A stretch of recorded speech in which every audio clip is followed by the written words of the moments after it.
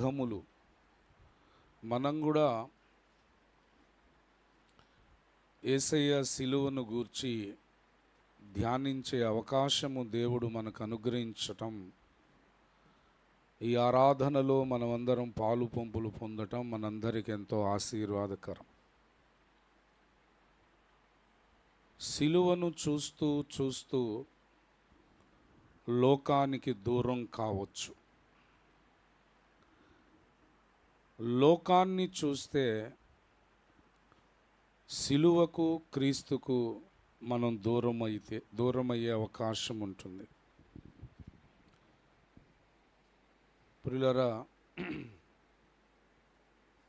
ఇంగ్లీష్లో ఒక పాట ఉన్నది, the cross before me, the world behind me, no turning back, no turning back. సిలువకు లోకానికి చాలా రిలేషన్ ఉంది. అంటే యూనివర్సలీ ప్రపోర్షనేట్ రిలేషన్ అది. ఈ విషయాన్ని గలతీ పత్రిక 6వ అధ్యాయము 14వ వచనములో పౌలు భక్తుడు మనకి చెప్తాడు. అక్కడ ఏముంది?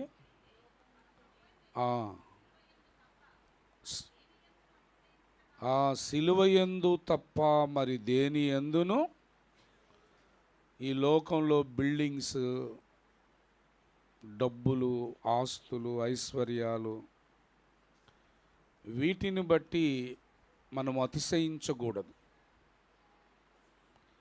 మనము అతిశయించాల్సిన విషయాలు కొన్ని ఉన్నాయి.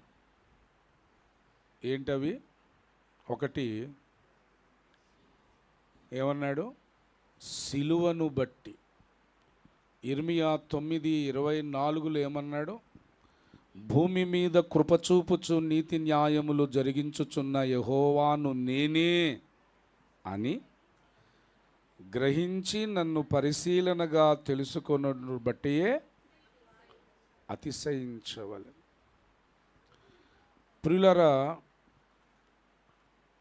అతిశయించవలసిన వాటి యందే మనము అతిశయించవలెను. ఏ విషయాలలో మనం అతిశయించాలో ఆ విషయాలలోనే మనము అతిశయించాలి. తర్వాత కొరింథీయులకు రాసిన మొదటి పత్రిక 1వ అధ్యాయము 31వ వచనములు అంటాడు, అతిశయించువాడు ప్రభువునందే. చూసారా? దేవుని వ్యక్తిత్వమునందే, దేవుని కార్యనిర్వాహకములయందే, దేవుని సిలువయందే ఇట్లా అతిశయించవలసిన సంగతులు కొన్ని ఉన్నాయి. ప్రియులారా, కొరింథీయులకు రాసిన 2వ పత్రిక 12వ అధ్యాయము 1వ వచనములో, అతిశయపడుట నాకు తగదు గాని అతిశయపడవలసి వచ్చినది. ప్రభు ప్రత్యక్షతను గురించి చెప్పబడింది. ప్రియులారా, ఇలాగున అతిశయపడని సంగతులు కూడా బైబిల్లో ఉన్నాయి. ప్రియులారా, అతిశయపడవలసిన సంగతులు బైబిల్లో ఉన్నాయి, అతిశయ పడకూడని సంగతులు బైబిల్లో ఉన్నాయి. ప్రియులారా, అతిశయపడవలసిన సంగతులు, ఫ్రెండ్స్, నువ్వు ఒకటి చెప్పు. నువ్వే, యు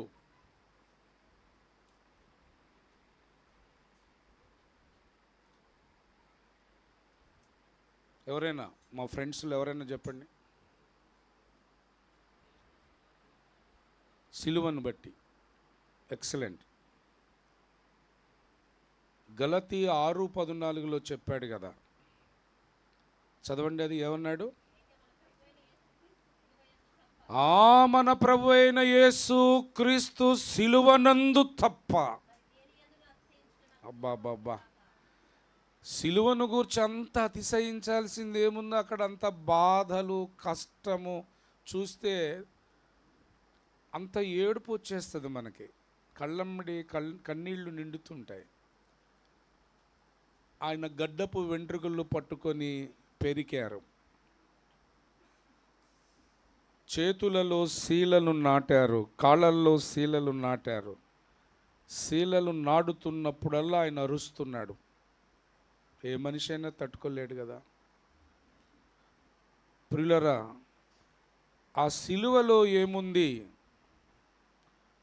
అంటే అంత బాధ, వేదన, మరణ యాతనలు, కన్నీటి పర్యంతం ప్రతి ఉదంతం ఆ కల్వరి కొండ మీద.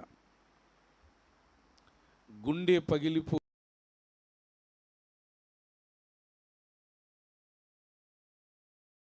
పౌలంటాడు, ప్రభువైన యేసు క్రీస్తును గూర్చిన సిలువ యందు తప్ప మరి దేని యందు అతిశయించుట నాకు దూరమగునుగాక అంటాడు.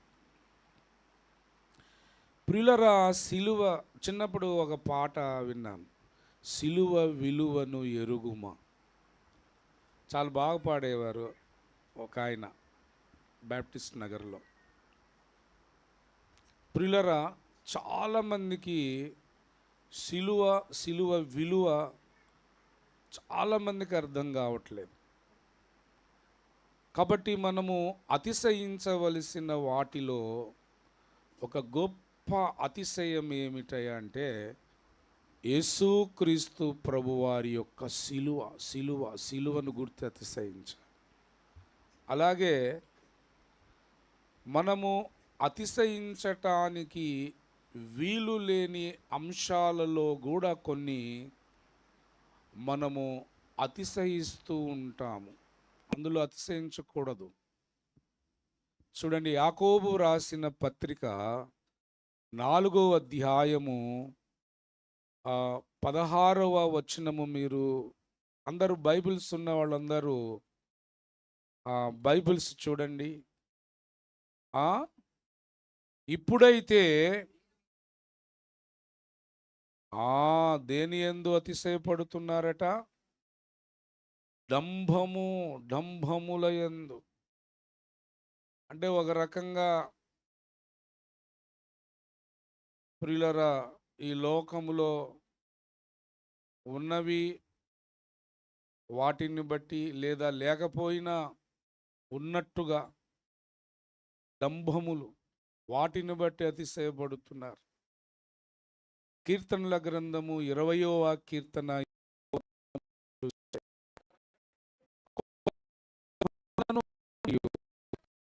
కొందరు గుర్రములను బట్టి అతిశయపడుదురు, మనమైతే మన దేవుడైనా. అబ్బా, ఇప్పుడు దేన్ని బట్టి అతిశయపడాలి ఫ్రెండ్స్? మీరు చెప్పండి. ఇప్పుడు ఇది వదిలేయండి, ఇంతకుముందు చెప్పుకున్నాగా, యెహోవా ఇక్కడ ఉన్న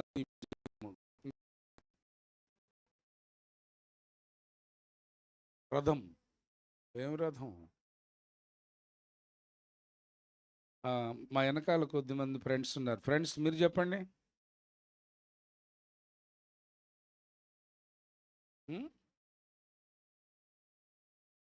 మనం అతిశయపడాల్సినవి, ప్రౌడ్గా ఫీల్ అవ్వాలి మనం.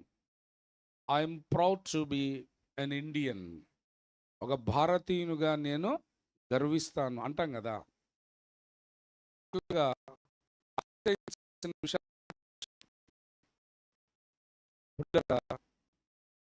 దేవుని యొక్క వ్యక్తిత్వము ఏమిటి?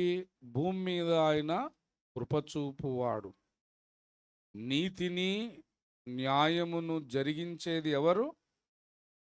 త్రియేక దేవుడైన యేసయ్య అని మనం గ్రహించాలి. పరిశీలనగా ఆయన్ని తెలుసుకోవాలి. ఒక అతనికి ఇవేమీ తెలియదు, అసలు ఏమి తెలియదు, కానీ వేరే వాటి ఉపయోగించవచ్చు. దేని బట్టి? పరలోక దర్శనములు గురించి పడకూడదు కానీ అతిశయపడవలసి వచ్చాను అంటాడు. ప్రియులరా, దేవుడిస్తున్న వాక్యాన్ని మన హృదయములలో నింపుకోవాలి. హృదయములో వాక్యానికి మనం చోటు ఇవ్వాలి. మంచిది. ఈ సిలువను గూర్చి మనము ఎందుకు అతిశయించాలి అనే అంశాన్ని ఈరోజు మనం ధ్యానము చేసుకుందాం. ప్రియులారా, ఈరోజు దేవుడు మనతో మాట్లాడున్నట్లుగా మనమందరం కూడా దేవుణ్ణి మదిలో ప్రార్థన చేద్దాం.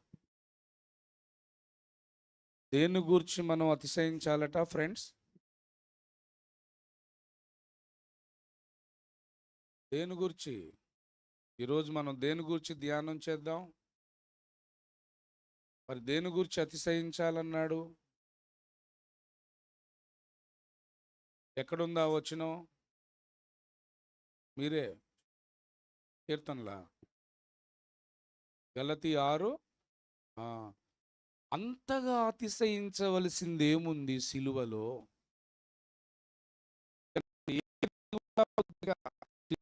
ఉన్న విషయాన్ని బట్టి నేను అతిశయించాలి.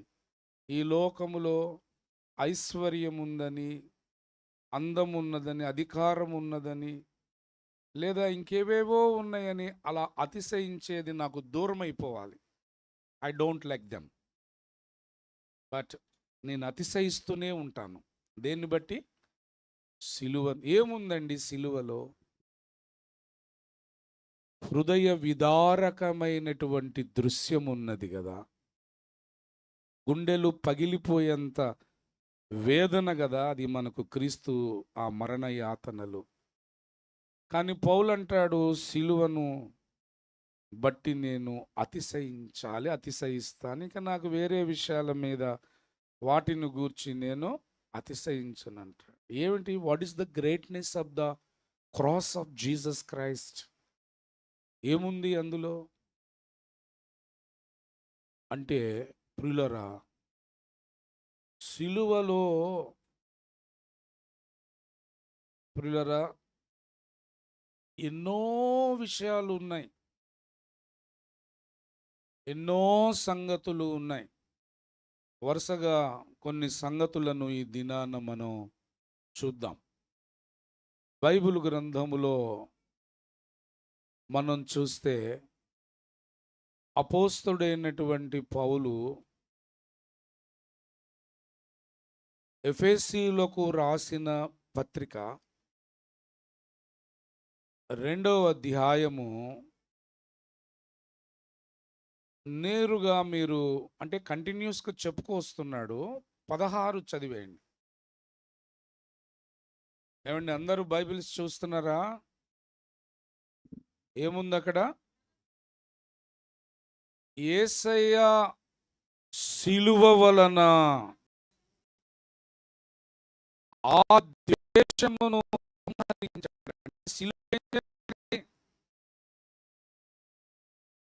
యూదులు అన్యులను అసహించుకుంటారు.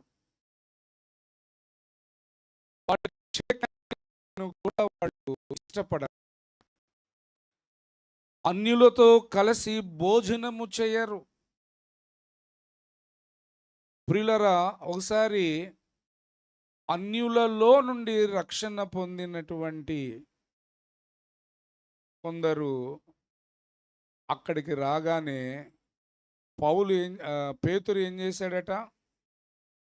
ఏమండి, గలతీలకు రాసిన పత్రిక 2వ అధ్యాయములో పౌలు పేతురును ప్రశ్నిస్తాడు. ఏమండి, 2వ అధ్యాయం 14 నుంచి చూడండి.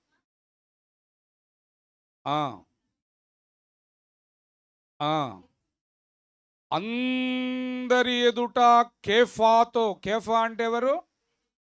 అసలు సంఘానికి ఒక పెద్ద దిక్కు ఆయన. సంఘమంతటికి ఆయన అపోస్తులుడు. ప్రియులరా, అపోస్తులలోనే ఒక పెద్దవాడు, అపోస్తులుడైనటువంటి పౌలు పౌలు పేతురు పట్టుకొని ఏమంటున్నాడు? నీవు యూదుడవై ఉండియు యూదుల వలె కాక అన్యజనుల వలనే ప్రవర్తించుచుండగా అన్యజనులు యూదుల వలె ప్రవర్తింపవలనని ఎందుకు బలవంతము చేయుచున్నావు? మనము జన్మము వలన యూదులమే గాని అన్యజనులలో చేరిన పాపులము కాము. అంటే పేతురు కూడా ఆ యూదులలో నుండి రక్షింపబడిన వారికి భయపడ్డాడు. చూడండి 11, 12 ఆ వచనాలు కలిసి ఉన్నాయి. ఏలయనగా యాకోబు నొద్ద నుండి కొందరు రాక మునుపు అతడు అన్యజనులతో భోజనము చేయుచుండెను గాని వారు రాగానే సున్నతి పొందిన వారికి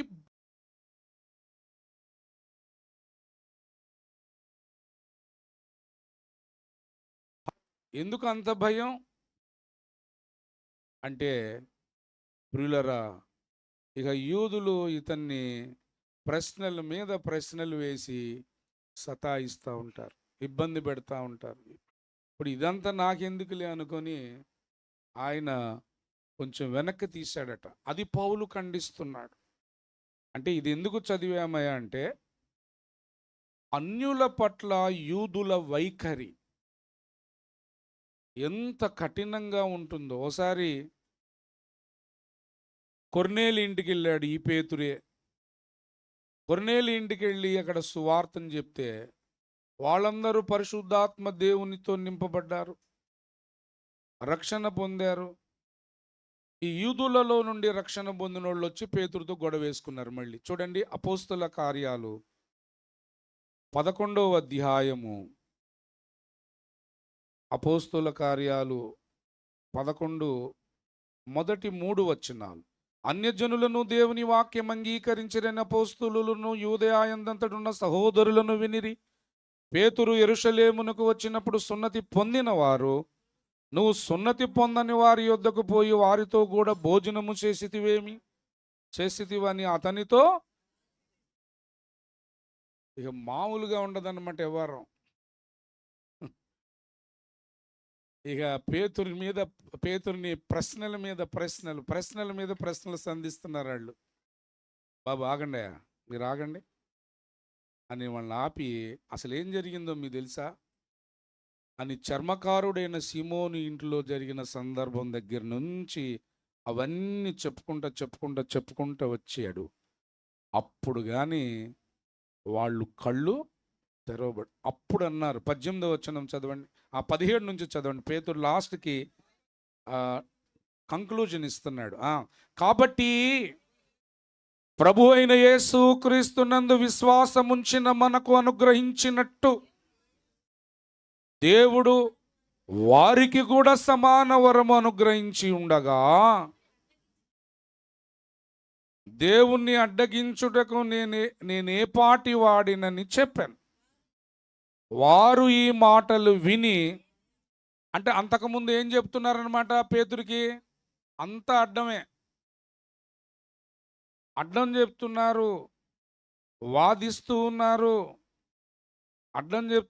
వాదిస్తున్నారు, గొడవ పెట్టుకుంటున్నారు.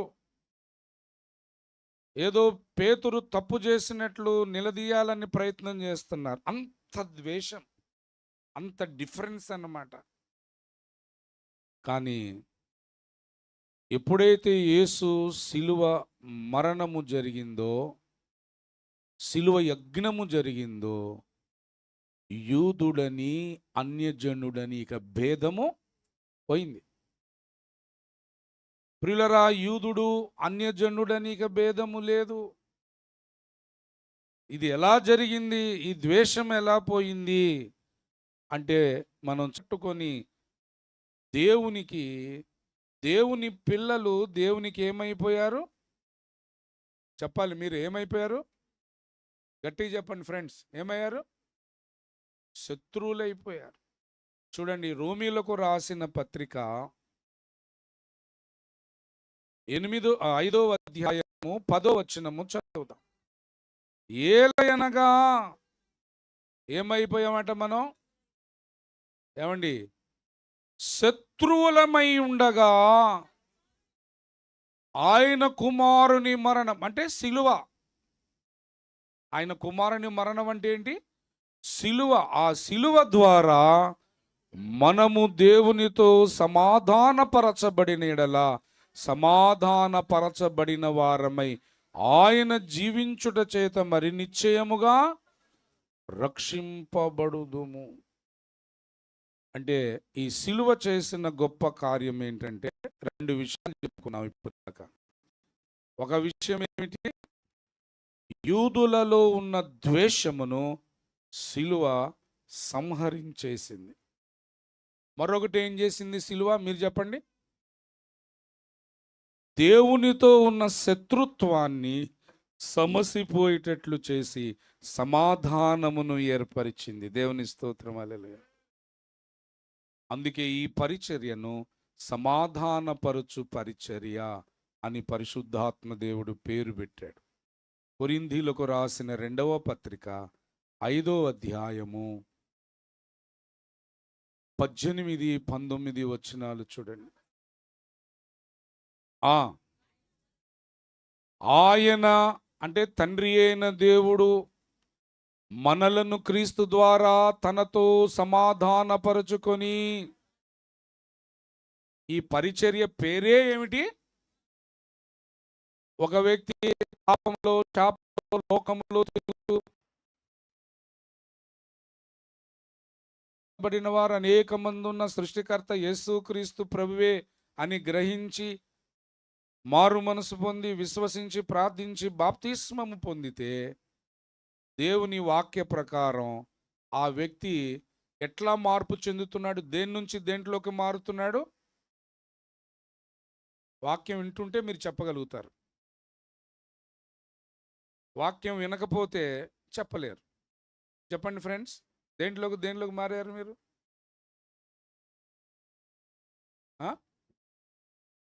క్లాసులోకి? దేంట్లోకి? శత్రువులుగా ఉన్న ఆ స్టేజ్ నుంచి ఆయనతో సమాధానపడే స్థితిలోనికి ఎవరు మార్చారన్నమాట? సిలువ వలన జరిగిన విజయం ఇది. ఒకవేళ యేసు అవతరించకుండా, సిలువ యజ్ఞము జరగకుండా, పేతురు అదే అన్నాడు కదా మత్తయి సువార్త 16వ అధ్యాయంలో, ప్రభువా అది నీకు అని చెప్తూ ఉంటాడు శిష్యులకి ఎప్పుడు కూడా. ఏమని? ఇదిగో వినండి, నేను యెరూషలేముకి వెళ్తాను, అక్కడ నన్ను పట్టుకుంటారు, అక్కడ నన్ను హింసిస్తారు, చంపేస్తారు, నేను చనిపోతాను, 3వ దినాన తిరిగి లెగుస్తాను అని శిష్యులతో తరచు చెప్తూ ఉంటాడు యేసయ్య.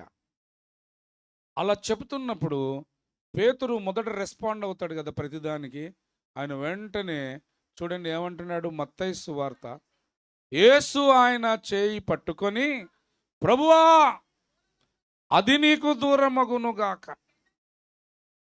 ప్రియులారా, అది నీకు దూరమగునుగాక అంటే మానవ జాతి మొత్తం కూడా కట్టగట్టుకుని ఎక్కడికి పోవాలా? నరకానికే. దేవుడు అన్నాడు, కోపడ్డాడు, నువ్వు మనుషుల సంగతులని యోచిస్తున్నావు కానీ, తలంచుకొనుచున్నావు కానీ అసలు దేవుని సంగతులు నీకు. సంఘంలో చాలా మందికి దేవుని సంగతులు తెలియవు. మనుషుల సంగతులు మానవ మనస్సుతోనే ఆలోచిస్తూ ఉంటారు. మాట్లాడినా, ఏ పనులు చేసినా, ప్రవర్తించినా మనుషుల సంగతులలోనే ఫిక్స్ అయిపోయి ఉంటారు. ఆ ఫ్రేమ్లోనే ఉంటారు. ఇక దేవుని సంగతుల లోపలికి రారు. కానీ దేవుని సంగతులు అనే ఆ ఫ్రేమ్లోకి ఎవరైతే వస్తారో వాళ్ళు ధన్యులు. ఆ ఒక్కసారి ఆయన తడబడ్డాడు, కానీ మిగతా సమయాల్లో బాగానే ఉన్నాడు. ప్రియులారా, ఈ దినాన దేవుడు చెప్తున్నాడు ఏంటంటే, సిలువను గూర్చి మనం ఏం చేయాలి? అతిశయించాలి. ఫ్రెండ్స్, మీరు ఫాలో అవ్వాలి, ఫాలో అవుతుండాలి. సిలువ వలన కలిగిన ఒక జయము, విజయము. జాయ్, నువ్వు చెప్పు, ఒక్క విజయం చెప్పు. అతిశయించాలంటే ఏంటి? నాకు వనగూరిన ప్రయోజనం. ఉం? మనుషులు అంటూ ఉంటారు, ఏంటి మా నాన్న వల్ల నాకేంటి ఉపయోగం, మా అమ్మ వల్ల ఏంటి ఉపయోగం, ఈ మనిషి వల్ల ఏంటి ఉపయోగం, ఏమైనా ఉందా నాకు అంటారు కదా. మరి సిలువ వలన ఏంటి మనకు ఉపయోగం? ఫ్రెండ్స్ చెప్పండి. Very good, excellent. యూదులకు అన్యుల మీద ఏముందట? లేఖనం చెప్తుంది ఆ విషయం, ద్వేషం ఉంది.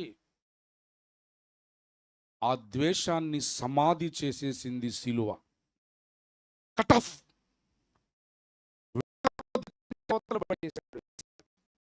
వలన నేను యూదుడిని అనే అతిశయం వాళ్ళు జన్మను బట్టి, భౌతిక జన్మను బట్టి అతిశయించడానికి వీలుందా? లేదు.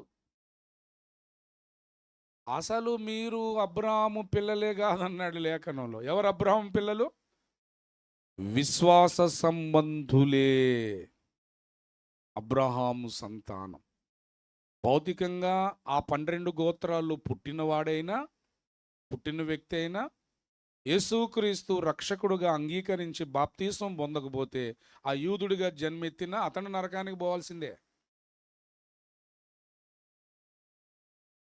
కానీ మేము యూదులము అని ఆ గర్వాన్ని, అహంకారాన్ని, ఆ ద్వేషాన్ని తీసిపడేసింది ఏమిటనమాట? సిలువ. సిలువ తీసేసిందనమాట. ప్రియులరా, రెండవ విజయం ఏం చెప్పుకున్నాం మనం? ఏమండి, ఏం చెప్పుకున్నాం? దేవుని శత్రుత్వాన్ని ప్రియులరా సమాధాన పరిచింది ఈ సిలువ. ఒకవేళ సిలువే లేకపోతే, యేసు సిలువ వేయబడకపోతే ఎప్పటికెప్పటి దేవునికి మనం శత్రులమే. ఆయన పగ, ప్రతీకారం అగ్నిలో కాలుతుంటే హాయిగా సేద తీరిద్దనమాట. దేవునిలో ఉన్న ఆ ప్రతీకారేచ్ఛ అది రిలాక్స్ అవుతూ ఉంటుంది. కానీ తన సొంత కుమారుడు యేసు సిలువ మరణములో చిందించిన రక్తాన్ని ఆయన చూపించటం ద్వారా ఫర్గివ్నెస్ వచ్చేసింది, క్షమాపణ వచ్చేసింది. లేకపోతే క్షమించడు, శిక్ష అనుభవించాల్సిందే.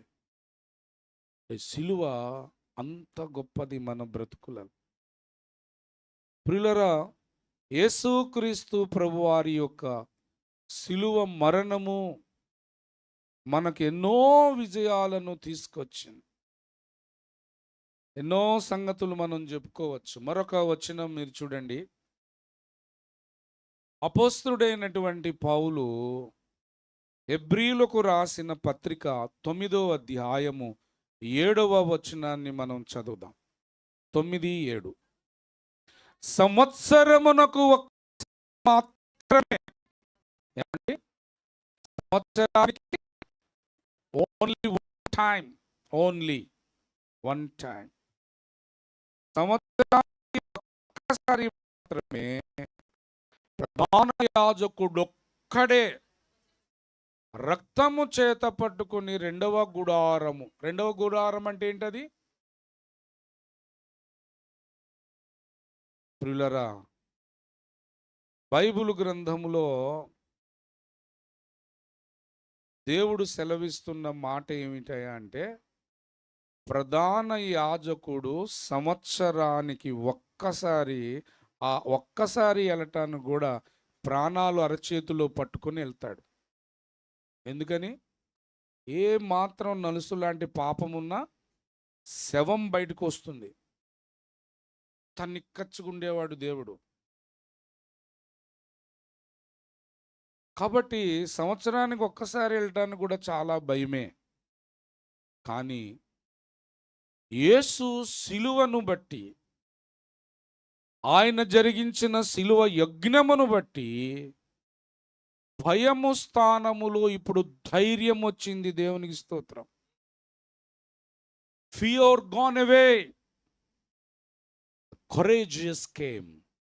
ధైర్యము, బ్రేవ్నెస్ వచ్చేసింది.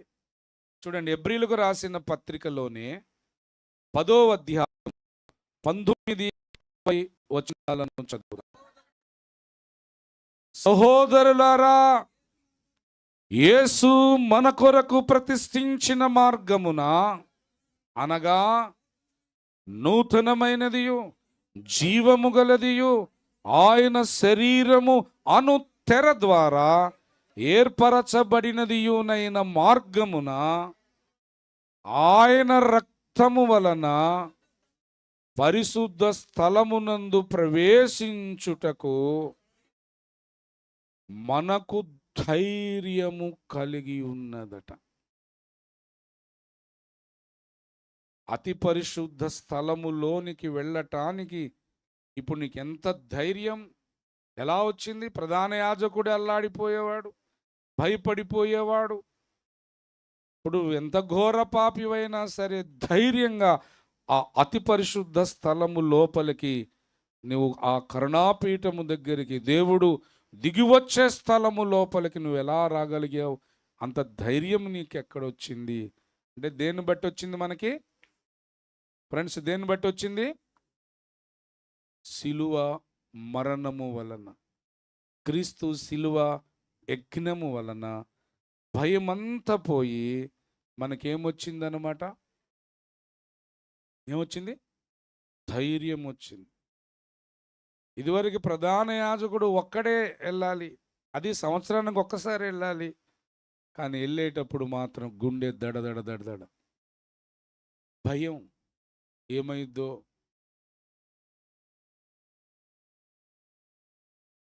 ప్రియులరా, శిలువ 6:14 ఏమంటున్నాడు? గలతీ 6:14 ఏమంటున్నాడు? అయితే మన ప్రభు అయిన యేసుక్రీస్తు శిలువ యందు తప్ప, అంటే క్రాస్ని ఎగ్జాల్ట్ చేస్తున్నాడు, ఎంపసైజ్ చేస్తున్నాడు, గొప్ప చేస్తున్నాడు, ఎత్తిపట్టి చూపిస్తున్నాడు శిలువని.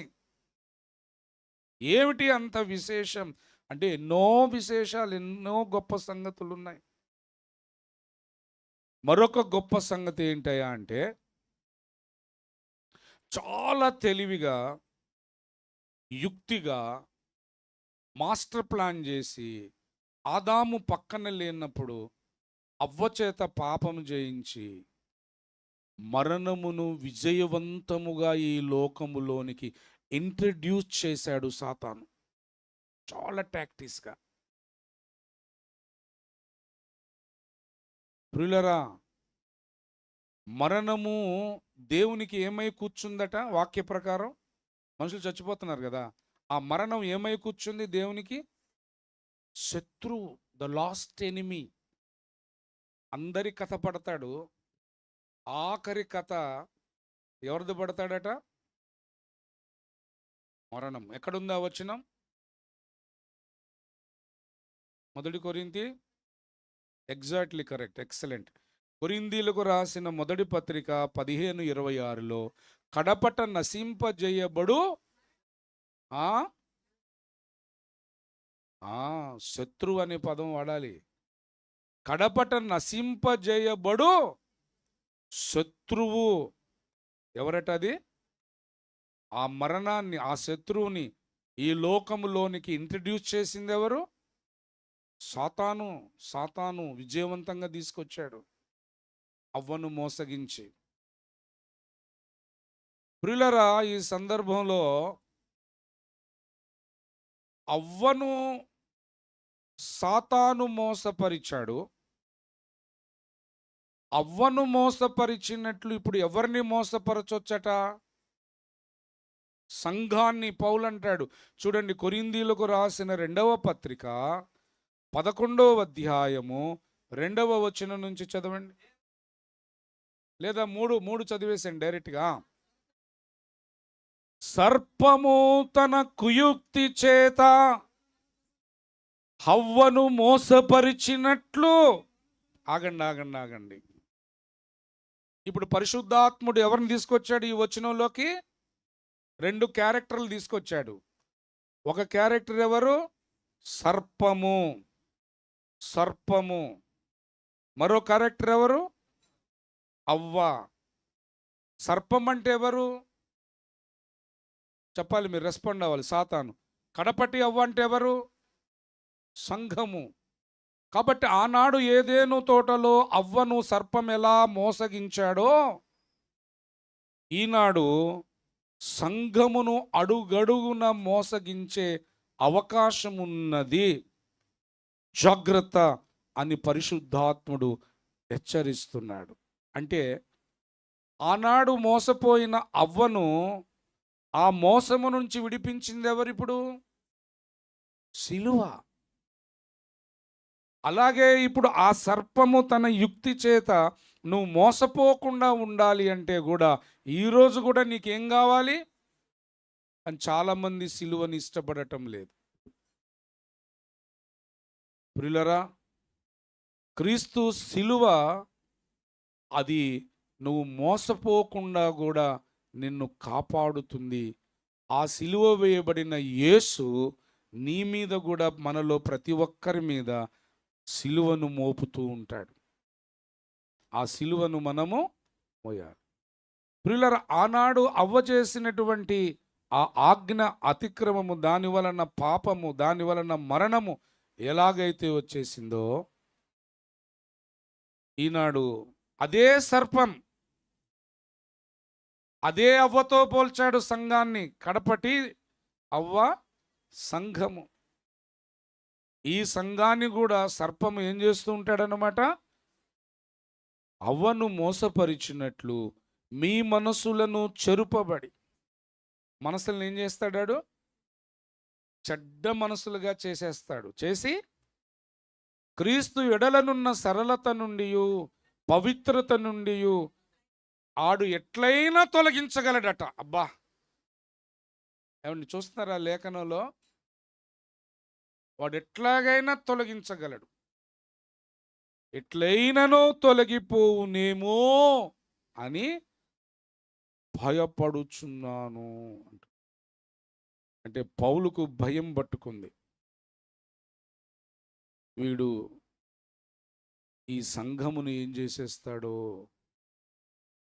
ప్రియులరా, కానీ సిలువను చూసేవాడు, సిలువ విలువను ఎరిగినవాడు, సిలువ శ్రమలను ధ్యానించేవాడు ఈ మోసమునకు చిక్కుబడడు.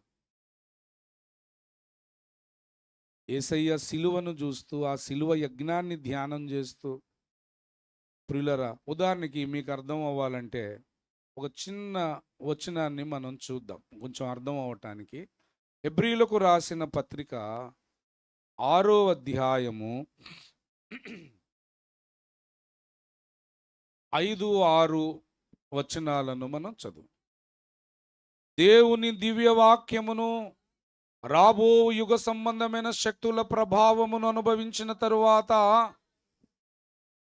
ఎవరట? వీళ్ళు తప్పిపోయారు. అంటే సర్పం ఏం చేసిందనమాట? తన యుక్తి చేత, కుయుక్తి చేత ఏం చేసింది? ట్రాక్లో నుంచి తప్పించేసింది.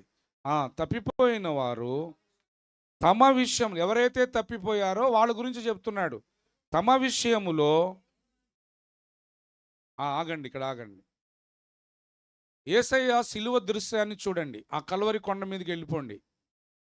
అక్కడ యేసయ్య సిలువ నిలువుగా నిలబెట్టారు. ఏమండి, ఇప్పుడు ఆ సిలువ మీద ఏలాడుతున్న యేసయ్య చేతుల్లో ఏముంది? ఏమున్నాయి చేతుల్లో? శీలలు, మేకులు కదా. ఆ మేకులు కొట్టింది ఎవరు? రోమా సైనికులు కొట్టారు. ఆ రోమా సైనికులు ఒక్కసారే మేకులతో కొట్టారు. కానీ వీళ్ళట ఇక్కడ చెప్తున్నాడు,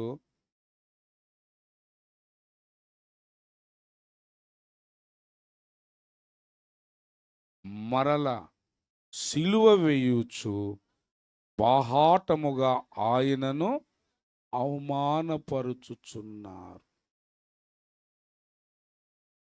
యేసయ్య సిలువ వేయబడుతున్న దృశ్యాన్ని మనం చూస్తే హృదయ విదారకంగా ఉంది కదా. ఇదిగో ఆ రోమా సైనికుడు చేస్తున్న దృశ్యాలు. ప్రియులరా, యేసు సిలువ దృశ్యాలతో సినిమాలు చాలా వచ్చాయి కదా. ఒక భయంకరమైన, అంటే రియల్గా ఉంది అన్నట్టు వచ్చిన పిక్చర్ పేరేంటి? The passion of the Christ. రియల్గానే, ఇంకా ఆయన నటన కాదు, ఇక అది రియల్గానే అనుభవిస్తున్నాడు అన్నట్టు గొల్లున ఏడుపు. కరుణామయుడు సినిమాలో ఆ సిలువ వేయబడిన దృశ్యాన్ని చూసుకోడు ఏడుచుకుంటూ వచ్చేవాళ్ళు.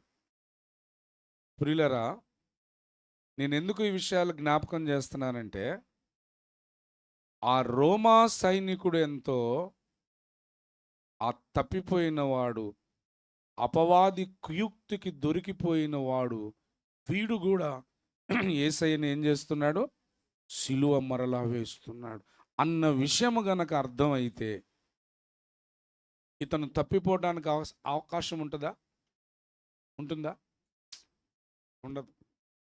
అందుకనే ఈరోజు దేవుడు చెప్తున్నాడు ఏంటంటే, ఆ మొదటి అవ్వ మోసపోతే, సర్పము యొక్క కుయుక్తి చేత మోసపోతే, ఆవిడ్ని ఆమెకు పుట్టిన సంతతి అంతటిని ఎవరు విడిపించారు? సిలువ. సిలువ, క్రీస్తు సిలువ. అంతేకాదు, ఈ కడపటి అవ్వ, అందులో ఉన్న ప్రతి విశ్వాసి, ఈ అపవాది అనే సర్పము వచ్చి తన కుయుక్తి చేత మోసగించాలి అని ప్రయత్నము చేస్తున్నప్పుడల్లా ఈ సిలువను చూసేవాళ్ళు, ప్రియులరా, క్రీస్తు శ్రమలను, వేదనను, బాధనను పదే పదే ధ్యానించేవాళ్ళు ఈ సర్పం యొక్క యుక్తి నుంచి, కుయుక్తి నుంచి వారు తప్పించుకునేటానికి అవకాశం ఉంటుంది. కాబట్టి ఈ దినాన దేవుడు చెప్తూ ఉన్నాడు ఏమిటంటే, గలతీ పత్రిక 6:14లో పౌలు భక్తుడు పరిశుద్ధాత్మ దేవుని ద్వారా ఏం చెప్తున్నాడు? ప్రభువైన యేసు క్రీస్తు సిలువను గూర్చి అతిశయించుట తప్ప ఇక నేను దేని ఎందును అతిశయించుట నాకు. నువ్వు సిలువను గూర్చి అతిశయించడం నేర్చుకోవాలి. రెండవది, నీ జీవితంలో దేవుడు సిలువ మోసే ఏదో ఒక సిలువ, కొందరికి భార్యే సిలువ, కొందరికి భర్తే సిలువ, కొందరికి పిల్లలే సిలువ, కొందరు అత్తగారి సిలువ. మామూలు సిలువ కాదు అది. కొందరికేమో ఆర్థికపరమైన పరిస్థితులు సిలువ, కొందరికి అనారోగ్యము సిలువ, ఒక్కొక్కరికి ఒక్కొక్క డిజైన్ సిలువ అనేది, శ్రమ అనేది. దేవుడు అంటున్నాడు, ఈ సిలువను మనలో ప్రతి ఒక్కరూ మన మీదకి ఎత్తుకోవాలట. చూడండి, లూకాసు సువార్త 14వ అధ్యాయము, లూకాసు సువార్త 14వ అధ్యాయము 27 నుంచి మనము చదువుదాం. ఏమిటండి? ఎవడైనను తన సిలువ, ఏం సిలువ ఇది? తన సిలువ. ప్రియులారా, క్రీస్తు సిలువ ఉంది, ప్రతి విశ్వాసికి నిర్దేశించబడిన ఎవరి సిలువ వాళ్ళకుంది.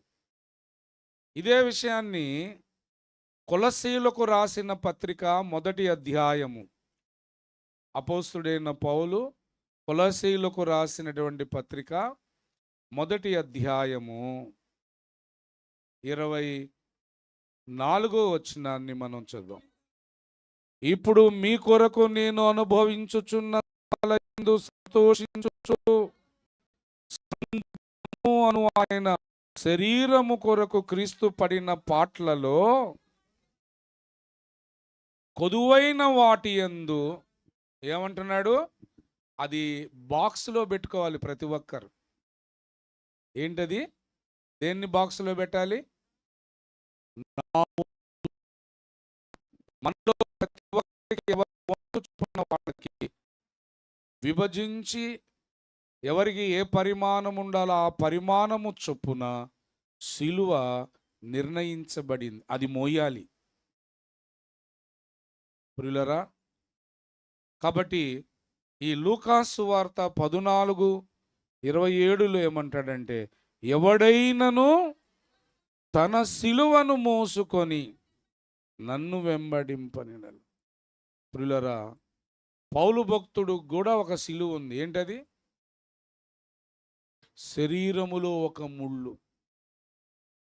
కాబట్టి ఇక అతను క్రీస్తుకు దూరమయ్యే అవకాశమే ఇక లేదు.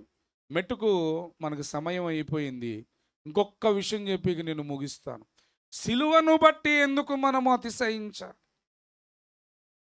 ఆ సిలువ మీద దేవుడు మరణించిన మరణం, ఆ మరణయాతలు, ఆయన ఆ సిలువ మీద ఆ మరణయాతలను అనుభవించి చనిపోవటం వలన మనం ఎందుకు అతిశయించాలి అంటే ఈ ఒక్క మాట చెప్పి ఇక ముగిస్తాను, టైం అయిపోయింది. This is the last statement of this message. ప్రియులరా,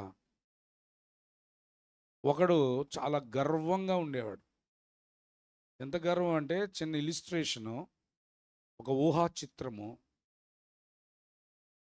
ఫిలిస్తీయుల నుంచి గొలియాతు, మీలో మగాడు ఎవడైనా ఉంటే ముందుకొచ్చి నన్ను కొట్టండి.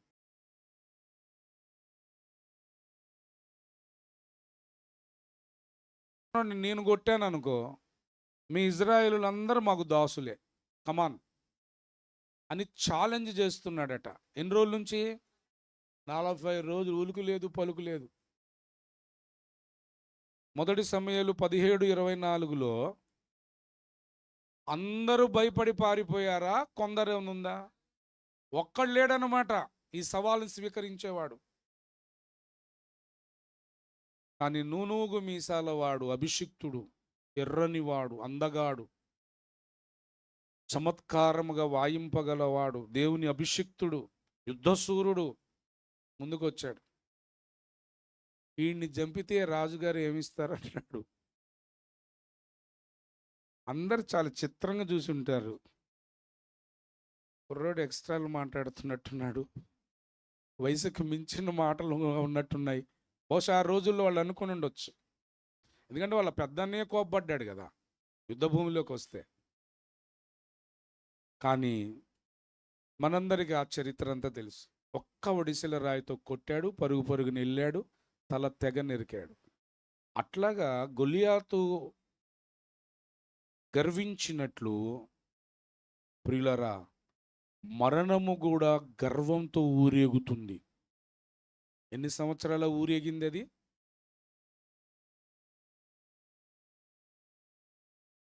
ఒక ఆయన పేరు లెక్కలు రావు అట. ఆయన పేరే లెక్కలు రావు. ఏమండి, మరణము ఎన్ని సంవత్సరాల ఊరేగిందండి? నెంబర్ చెప్పండి, పురుషులు చెప్పండి. అది చెప్తారు. అది మరి అప్పుడు 4000, 2500 కదా.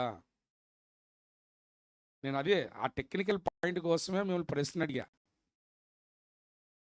ఆదాము మొదలుకొని అతిక్రమము చేసిన వారందరినీ పోలి ఎప్పటి వరకు మరణము ఏలిను అంటే, మరణము అనే ఆ భయంకరుడికి ఒక చోట డిస్టర్బెన్స్ జరిగింది. ఎక్కడ? మోషే దగ్గర. మరి మోషే వచ్చిన ఎన్ని వందల సంవత్సరాలకి క్రీస్తు శరీరము రక్తము దాల్చి వస్తాడు? 1500 కానీ ఇంకా ఆయన రాడు. ఆయన రాకముందే మరణాన్ని దేవుడు ఓడించేశాడు మోషే దగ్గర. చదవండి రోమా 5:14. ముగించేసుకుందాం, ఇది ఒక్క మాట చెప్పి ముగిస్తాను. ఆయనను ఆదాము చేసిన అతిక్రమమును బోలి పాపము చేయని వారి మీద కూడా ఆదాము మొదలుకొని ఎవరి వరకు? అసలు వాస్తవానికైతే ఎలా రాయబడి ఉండాలంటే, ఆదాము మొదలుకొని క్రీస్తు వరకు మరణమేలని ఉండాలి కదా. మరి మోషే వరకు అప్పటికి ఇంకా యేసు రాలేదు కదా. మరి దేవుడు ఎట్లా ఇంప్లిమెంట్ చేశాడు మీరు చెప్పండి, ఒక చిన్న లాజిక్ చెప్పండి. ఇంకా యేసు రాలేదు, శరీరాన్ని ధరించుకోలేదు, ఆయన రక్తము చిందించలేదు, సిలువ మీదకి ఎక్కలేదు, మరణించలేదు, మూడవ దినమున పునరుద్ధానుడు చెందలేదు. ఇంకా అది జరగాలంటే 1500 ఏళ్ళు ఆగాలి. కానీ లేపేశాడు మోషేని. హౌ?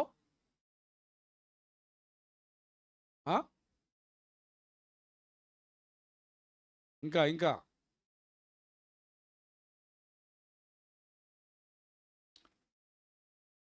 ఇంకొక చిన్న లాజిక్ చెప్తాను. ఏదేను తోటలో ఆదామును సృష్టించిన తరువాత ఆదాముకు దేవుడు ఏం ఆజ్ఞ ఇచ్చాడు? ఈ పండు తిను దినమున నిశ్చయముగా. మొన్న ఒక చర్చిలో వాక్యం చెప్తుంటే, ఈ పండు తిను దినమున నిశ్చయముగా నువ్వు చచ్చెదవు అన్నప్పుడు మరి ఆదాము అవ్వలు చనిపోయారా అని అడిగా. ఒక సహోదరి చెప్తుంది, ముందు కూర్చున్న అమ్మాయి, ఏమని తెలుసా? చచ్చిపోయాడు, ఆత్మలో చచ్చిపోయాడు అంట.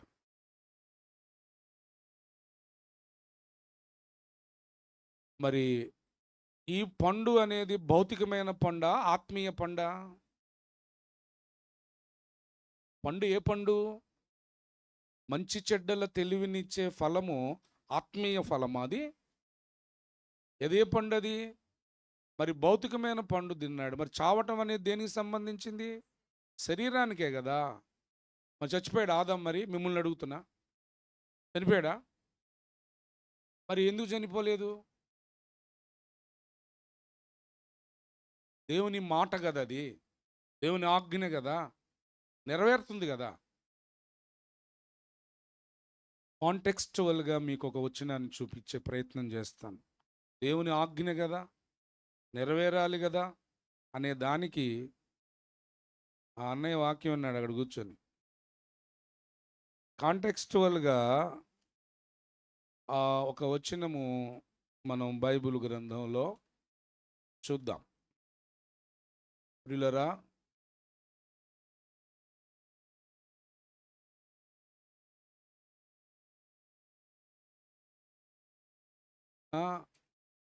ఖచ్చితంగా ఆయన నోట నుంచి ఒక మాట వచ్చింది అంటే ఆ మాట ఏమవ్వాలి?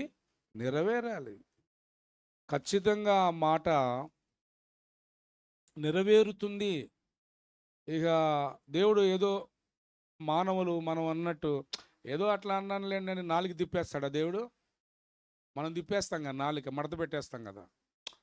అన్నావులే అండి సార్, అప్పుడు అట్లా ఏదో అన్నాము. యెషయా గ్రంథము 55వ అధ్యాయము 10వ వచనము 11వ వచనం, 2 వచనాలు చదవండి.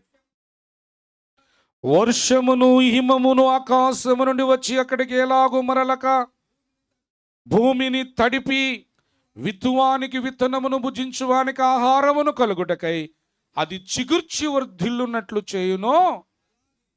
బాబ్బా, ఏం వర్ణించాడండి! దేవుడి నోటి నుంచి వచ్చే మాటను ఎంత చక్కగా అభివర్ణిస్తూ రాశాడో. ఎలా వర్ణించాడు? ఏమండి, వర్షం పడింది, మంచు కురిసింది. ఈ వర్షం పడటం, మంచు కురటం అనేది నిష్ప్రయోజనం అవ్వదట.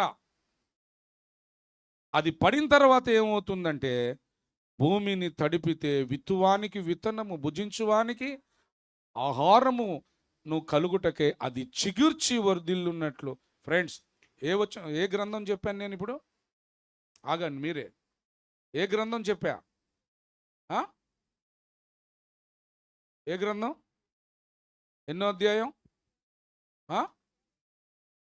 ఎన్నో వచ్చినావు నువ్వు? ఎన్నో వచ్చినావు? వాక్యం మీద మనసు లేదు. 10-11 వచనాల్లో అలాగే మరి ఆ నోట నుంచి అదే మాట వచ్చింది కదా, ఈ పండు తిన్న దినమున నిశ్చయముగా నీవు అది నిష్ఫలంగా బ్యాక్ వస్తుందా దేవుడికి? అబ్బా తండ్రి దేవా, నన్ను క్షమించయ్యా, ప్రతి మాట నెరవేరింది కానీ ఈసారి నేను నెరవేర్చలేకపోయానయ్యా అని మాట రిటర్న్ అయ్యి వస్తుందా యేసయ్య వద్దకు? నెరవేరాలి కదా. మరి ఆదికాండం 2:17 ఏమన్నాడు? ఈ పండు తిను దినమున నిశ్చయముగా చచ్చెదవు అన్నాడు కదా. మరి చనిపోయారా? చనిపోయారా? ఏమవ్వాలి యాక్చువల్గా? మరి చావాలి కదా. చనిపోలేదు కదా. ఎందుకని చనిపోలేదు? అది ప్రశ్న. ఇది అర్థమైతే మీకు అది అర్థం అవుద్ది. ఎందుకు చనిపోలా? ఎందుకు చనిపోలేదంటే దేవుడు భూత భవిష్యత్తు వర్తమాన కాలాలను నిత్య ప్రస్తుతాలుగా చూస్తాడు. మన మూలవాక్యం ఏం చదివాము? ఇంట్రడక్షన్ మొదలుపెట్టే వాక్యంలోకి వెళ్ళాము. అసలు దేవుడు ఈ దినాన్ని ఇచ్చిన మూలవాక్యం నాకు ఏంటంటే, పేతురు రాసిన మొదటి పత్రిక 1వ అధ్యాయము. ఇప్పుడు చదవండి. 20-21 వచనం. ఆయన జగత్తు పునాది వేయబడక మునిపే నియమింపబడెను గాని తన్ను మృతులలో నుండి లేపి తనకు మహిమనిచ్చిన దేవుని యెడల తన ద్వారా విశ్వాసులైన మీ నిమిత్తము కడవరి కాలములయందు ప్రత్యక్షమైంది ఎప్పుడు? కడవరి కాలం. నియమించబడింది ఎప్పుడు? నియామకము ఎప్పుడైతే జరిగిందో అప్పుడే దేవుని దృష్టిలో నెరవేరిపోయింది. పురుష సూక్తములో ఆది సంభూతుని గురించి వ్రాయబడిందని అయ్యగారు చెప్పారు కదా, విన్నారుగా మీరంతా. అప్పటికింకా సృష్టి జరగలేదు. అప్పటికింకా సృష్టి అనేది జరగక మునిపే సృష్టికర్త ఆది సంభూతుడు తను తాను ఏం చేసుకున్నాడట? బలి చేసేసుకున్నాడట. పురుష సూక్తంలో ఉంది. అంటే జగత్తునకు పునాది వేయక ముందే ఆయన బలైపోయినట్టు రాసేసుకున్నాడు. దేవుని లెక్కలన్నీ డిఫరెంట్. కాబట్టి 4000 సంవత్సరాల తరువాత దృశ్యరూపకముగా భౌతికంగా దేవుడు చేయబోయే ఆ కాలం జరగబోయే కార్యాన్ని ఆయన దృష్టిలో ఉంచుకొని దాన్ని ఫస్ట్ ఏదేను తోటలో ఆదాము అవ్వల దగ్గర ఇంప్లిమెంట్ చేశాడు. 2500 సంవత్సరాల తర్వాత మోషే దగ్గర ఇంప్లిమెంట్ చేశాడు. That he was the God. దేవుడు గనుక. దేవుడు అంటే ఏం చెప్పుకున్నాం ఇందాక మనం? భూత భవిష్యత్తు వర్తమాన. ఇప్పుడు 100 ఏళ్ల క్రితం వెనక్కి వెళ్ళగలమా మనం హిస్టరీలో? ఆయన వెళ్ళిపోతాడు, రెప్పపాటులో చూసేస్తుంటాడు దాన్ని. ఒక 100 ఏళ్ల తర్వాత ఏం జరగబోతుందో ఇప్పుడు చూడాలనుకుంటాడు. ప్రస్తుతం ఉన్నట్టుగానే చూస్తాడు. కాబట్టి దేవుడు ఏదేను తోటలో ఆదాము అవ్వలు ఆజ్ఞను అతిక్రమించినా ఎందుకు చనిపోలేదంటే, జగత్తునకు పునాది వేయక ముందే దేవుడు తన్ను గూర్చి తను ఏం రాసుకున్నాడు? బలి అయిపోయానని రాసేసుకున్నాడు. బలి అయిపోయింది ఆయన దృష్టిలో. కాబట్టే ఆదాము అవ్వలు బ్రతికి బట్టగట్టారు. కాబట్టే సమాధిలో ఉన్న మోషే శరీరాన్ని దేవుడు లేపేశాడు.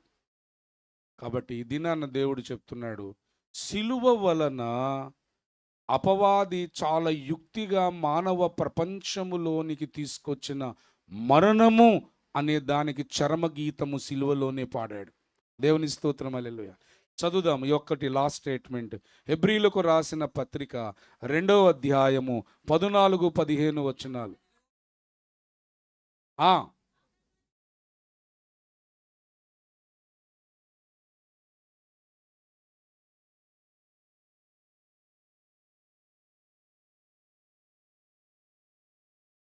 ప్రియులరా, ఏముంది అక్కడ? వచనం ఏం చదివారు? యేసుక్రీస్తు ప్రభువారి మరణం అపవాదికి మరణమైపోయింది. ఏమండి? సిలువ మీద యేసు మరణించిన మరణం వాడి చావుకొచ్చింది. వాడు నశింపబడ్డాడు. ఈ వచనంలో చూడండి, మరణం యొక్క బలవ బలము గల వానిని, అందరు చూస్తున్నారా బైబిల్? ఇక ఆఖరి మాట ఇది, మరణము యొక్క బలము గల వానిని అనగా అపవాదిని దేవుడు ఎలా నశింపజేశాడు? అదే నేను చెప్తున్నాను. సిలువ మీద క్రీస్తు మరణం అపవాదికి నిత్య మరణం తీసుకొచ్చింది. ఎంత గొప్ప విజయం సిలువ! భార్య భర్తల మధ్య గొడవలు పెట్టేది, పిల్లలు తల్లిదండ్రులు మాటలు వినకుండా చేసేది, అసూయ, ద్వేషం, శరీర కార్యాలు, ఇక భయంకరమైనవన్నీ చేసేది ఎవరు? ఈ శత్రువే కదా, సాతానే కదా. వాడిని నశింపజేశాడు ఎక్కడ? సిలువలో. ఎంత గొప్ప విజయం! ఎంత గొప్ప విజయం మనకి సిలువ. కాబట్టి సిలువను గూర్చి ఎందుకు అతిశయించాలి అంటే, వాడు ఇంట్రడ్యూస్ చేసిన అంటే వాడు తీసుకుని వచ్చిన మరణాన్ని కదా, ఆ మరణాన్ని దేవుడు ఏం చేశాడనమాట? ఓడించేశాడు. కొరింథీయులకు రాసిన మొదటి పత్రిక 15వ అధ్యాయంలో ఆయన ఏమంటున్నాడు? ఓ మరణమా బలము విజయము సమాధి చేసి పడేశాడు. సిలువ ఎంత గొప్పది! మానవులను భయపెట్టేది, మానవులను దాస్యములో ఉంచేది, మానవులను భయక్రాంతులు చేసే మరణానికే యేసు మరణం చర్మగీతం పాడాడు. అందుకే సిలువను గూర్చి అతిశయిస్తూనే ఉండాలి మనం. ప్రియులారా, ఎప్పుడైనా అపవాది మనలను, నువ్వు పరలోకానికి వస్తావా అంటాడు. వస్తావా నువ్వు పరలోకానికి? కాన్ఫిడెంట్గా చెప్పు, నువ్వు చెప్పు. నువ్వు పరలోకానికి వచ్చేటట్టు ఉందా నీ భక్తి అంటాడు. నన్ను అడుగుతున్నావు కదా, నేను చెప్తున్నా నువ్వు ప్రకటన గ్రంథం 20:10లో నిశ్చయముగా నువ్వు నరకంలో ఉంటానుంది. ముందు ఆ సంగతి చూసుకోబో అని చెప్పాలి మనం. ప్రకటన రిఫరెన్స్ కూడా చెప్తున్నా. ప్రకటన గ్రంథం 20వ అధ్యాయం 10వ వచనం. నీ సంగతి నువ్వు చూసుకోవాలి కదా, నా సంగతి నీకెందుకు? మా తండ్రి చూసుకుంటాడు, నేను పరలోకానికి వస్తానో రానో, నీ బిజినెస్ కాదు ఇది. ఇలా చెప్పాలి మీరు వాడికి. నువ్వు పరలోకానికి వస్తావా? ఏం భక్తి నీ భక్తి? ఊరికి చర్చికి వెళ్ళి వస్తే సరిపోద్దా? నువ్వు పరలోకానికి వస్తావా అంటాడు ఊరికే. వాడితో ఏమనాలి? నిజంగా చాలామందికి శోధన కలిగి చాలా డీలా పడిపోయారు. ఏం ప్రార్థనలండి, ఏం మందిరంలేండి అని అదొక కోమాలోకి వెళ్ళిపోయారు. కానీ వాస్తవంగా ఏం చెప్పాలి ఇప్పుడు మనం? నేను పరలోకానికి వస్తానో రానో నీ బిజినెస్ కాదు, అది దేవుని బిజినెస్, అది కదా. ఆయన చూసుకుంటాడు, నేను పరలోకానికి వస్తానా రానా, అది దేవునికి నీకు నాకు కాదు కదా. కానీ నేను చెప్తున్నా, నేను ప్రకటన గ్రంథం 20వ అధ్యాయం 10వ వచనం, నీకు వాక్యం బాగా తెలుసు కదా, చెప్పు చెప్పు చెప్పు అని అనాలి మనం. ఇంకా అస్సలు క్షణం ఉండడు మీ దగ్గర. ఎందుకంటే వాడి నిత్య జీవితం అంతా నివసించే అడ్రస్ అది, వాడు ఎటర్నల్ అడ్రస్ అది. కాబట్టి సిలువను గూర్చిన అతిశయము మనము అతిశయించడానికి ఎప్పుడు నిర్ణయించబడింది మీరు చెప్పండి? ఆఖరి స్టేట్మెంట్ ఇక అది. Very good. జగత్తునకు పునాది వేయకముందే మన ముఖాల్లో నవ్వు చూడటానికి, అతిశయం చూడటానికి దేవుడు తన్ను తాను మరణించాలని మరణ శాసనాన్ని రాసుకున్నాడు. కాబట్టి ఆ సిలువను గూర్చి మనం అతిశయిద్దాం, గర్విద్దాం, ఆనందిద్దాం, జయాలను పొందుకుందాం. దేవుడి ఈ వాక్యమును దీవించును గాక. ఆమేన్. ప్రార్థన చేసుకుందాం. దయచేసి అందరు తరలో ఉంచండి. అందరు కూడా కళ్ళు మూసుకోండి. ఇక ప్రియులారా, సిలువ నీ జీవితానికి విలువ తెస్తుంది, నీకు నిత్యత్వాన్ని ఇస్తుంది, నీ అతిశయానికి కారణమైంది సిలువ. సిలువను, ఆ విలువను నీవు గుర్తించాలి. అందరం ప్రార్థనలో ఉందాం. ఒక్క నిమిషం అందరం ప్రార్థనలో ఉందాం. ప్రియులారా, అందరూ కూడా ప్రార్థనలో ఉందాం.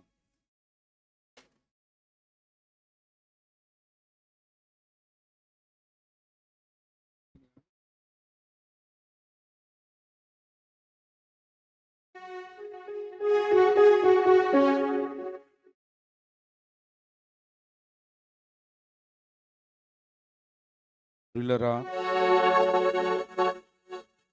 జగత్తునకి పునాది వేయక మునిపే నీ ముఖములో నవ్వు చూడాలనుకున్నాడు దేవుడు.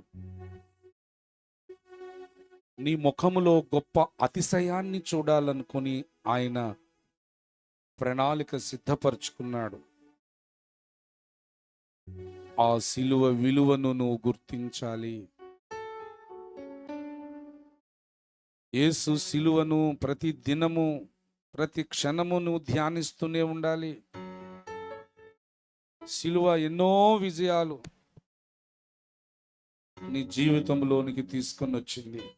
ప్రార్థన చేద్దాం. విత్తబడిన వాక్యమును ఎత్తిపట్టి అపవాదిని నశింపజేసింది సిలువే. మరణ దాస్యములో నుంచి మనల్ని విడిపించింది ఈ సిలువే. మరణ భయము గుప్పిట్లో నుంచి విడిపించింది ఈ సిలువే. ఈ సిలువను గూర్చి మనము ధ్యానిస్తూ ఉంటే ఎక్కడలేనంత శక్తి, నిత్య శక్తి నీకు కలుగుతుంది. ప్రార్థనలో ఉందాం. ఎవరికి వాళ్ళే, అందరు కళ్ళు మూసుకోవాలి. అందరం ప్రార్థనలో ఉందాం.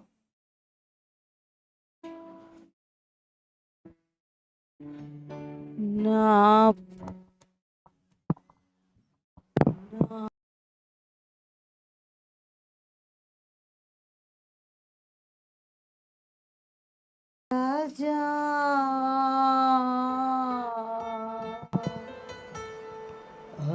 అర్పింతును నా హృదయార్పణ, విరిగి నలిగిన ఆత్మతును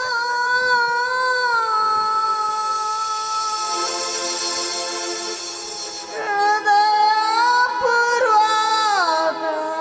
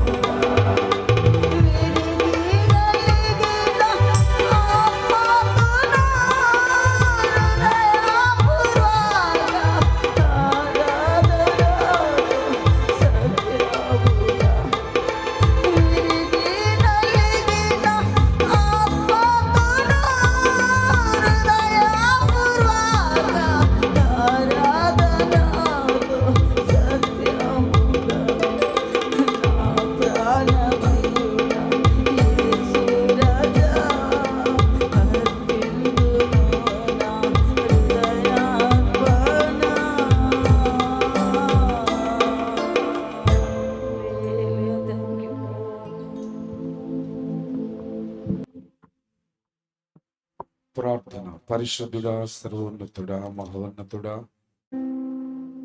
ఈ శుభ శుక్రవారపు ఆరాధన సంఘముగా కూడి సంతృప్తిగా చేసుకునే ధన్యత మీరు ఇచ్చినందుకు స్తోత్రాలు.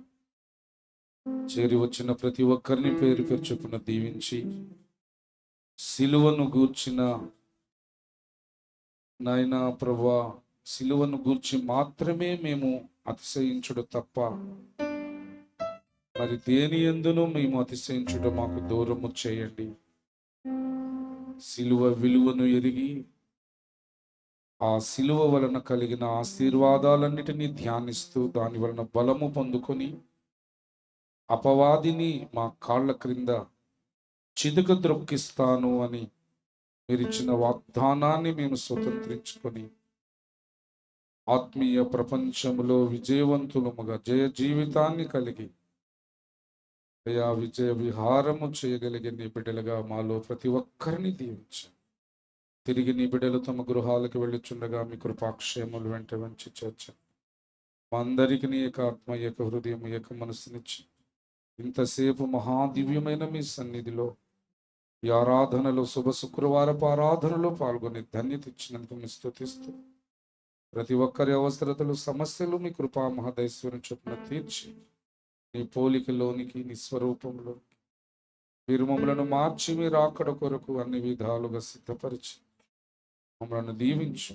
ప్రార్థించిన అంశములన్నీ మీరు ఆలకించి ఆమేనని పలికి నెరవేర్చినారని విశ్వసిస్తూ స్తుతిస్తూ తండ్రి, కుమార, పరిశుద్ధాత్మ త్రియేక నామమైన ప్రభువైన యేసు నామములో స్తుతిస్తూ ప్రార్థిస్తున్నాము తండ్రి. ఆమేన్. తండ్రి అయిన దేవుని ప్రేమ, కుమారుడైన యేసు క్రీస్తు కృప, పరిశుద్ధాత్మ దేవుని యొక్క అన్యోన్య సహవాసం చేరి వచ్చిన మనకును సంఘమునకును అగాపే సంఘములకును సార్వత్రిక సంఘం అంతటికి తోడై ఉండి సిలువ విలువను ఎరిగిన వారమై సిలువ వలన కలిగిన ఆశీర్వాదాలను ధ్యానిస్తూ ఆ ధ్యానము వలన కలిగే దీవెనలను, ఆశీర్వాదాలను పొందుటకు అవసరమైన అభిషేకము, జ్ఞానము, బలము, శక్తి మనకు అనుగ్రహించి కృపలనిచ్చి భూలోక పరలోక దీవులతో నింపి సదాకాలము వరకు మనలను నడిపించును గాక. ఆమేన్. యేసు రక్తమునకే జయం, ప్రవేశ రక్తమునకే జయం, ప్రవేశ నామమున సంపూర్ణమైన విజయము కలుగును గాక. ఆమేన్. అపవాది క్రియను